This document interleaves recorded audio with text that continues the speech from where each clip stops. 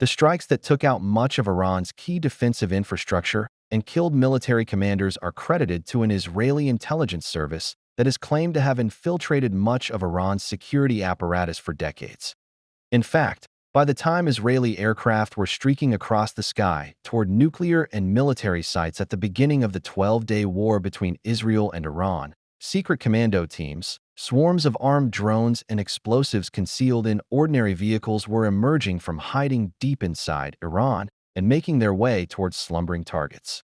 Here is Dr. Aviva Gutman, lecturer in strategy and intelligence at the Department of International Politics at Aberystwyth University, explains how Mossad has infiltrated Iran's security apparatus over the past 2 decades.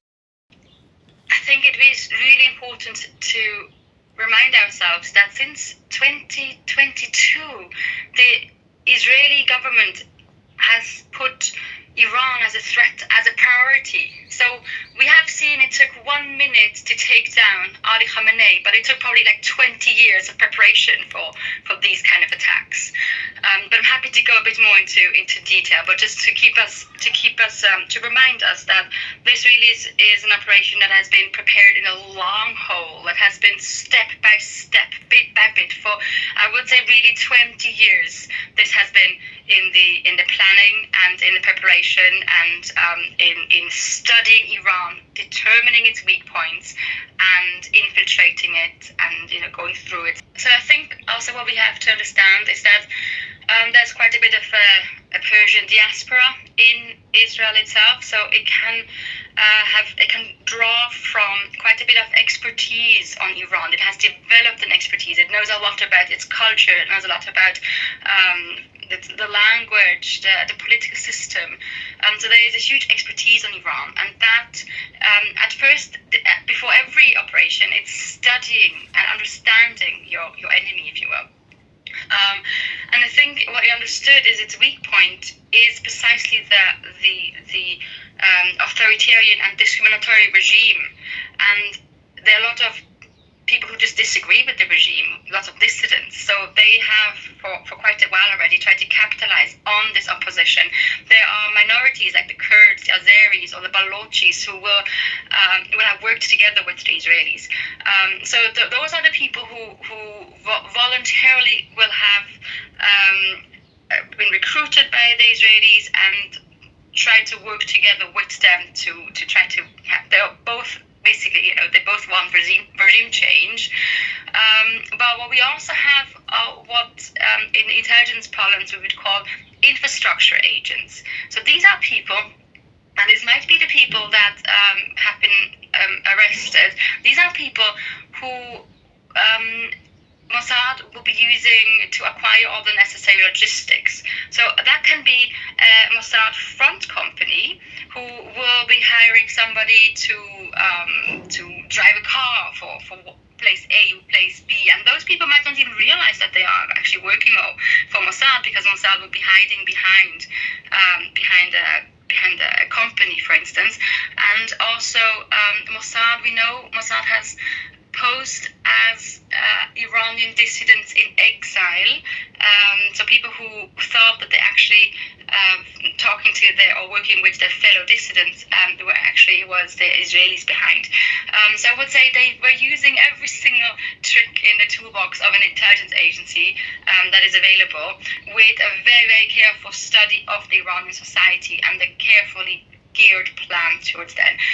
The other type of agents that Mossad would be using is called then the combatants. Those are people that Israelis will have trained, probably not in Iran itself, but abroad, and those will be the ones who will then do the operations and carry out military operations, yes. And I think all of that is based on the realization that the Israelis thought it is too dangerous for Israelis themselves to operate in Iran. So they needed to have local networks on the ground who can do the job with them, for them.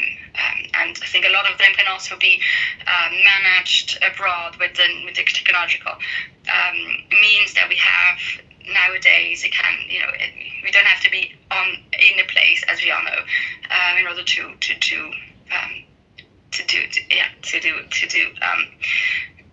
spy work. I think we are focusing quite a bit on human agents. We should not forget that they also have a massive technological advantage, especially in pairing up with the Americans.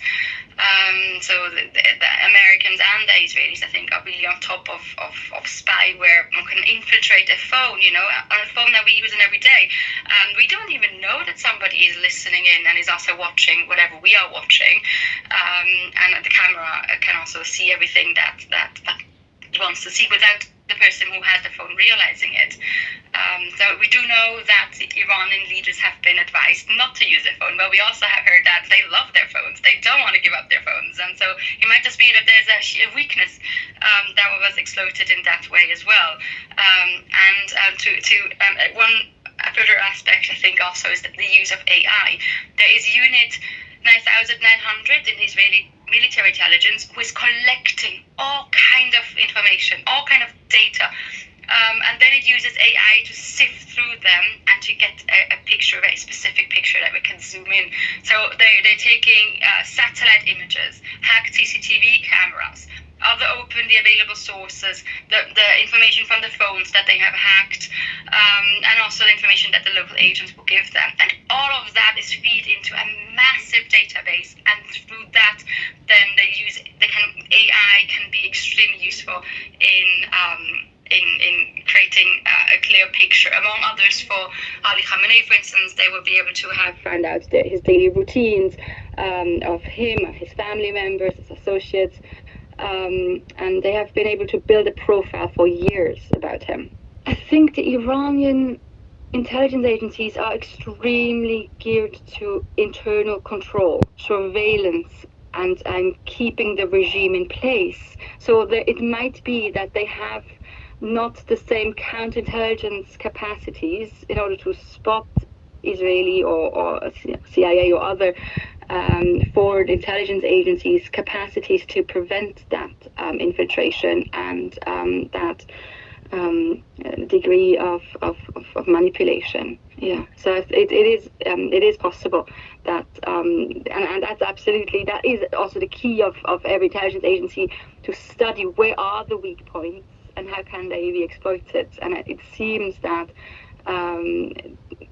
the long study and the long analysis has paid off to some degree in these recent events.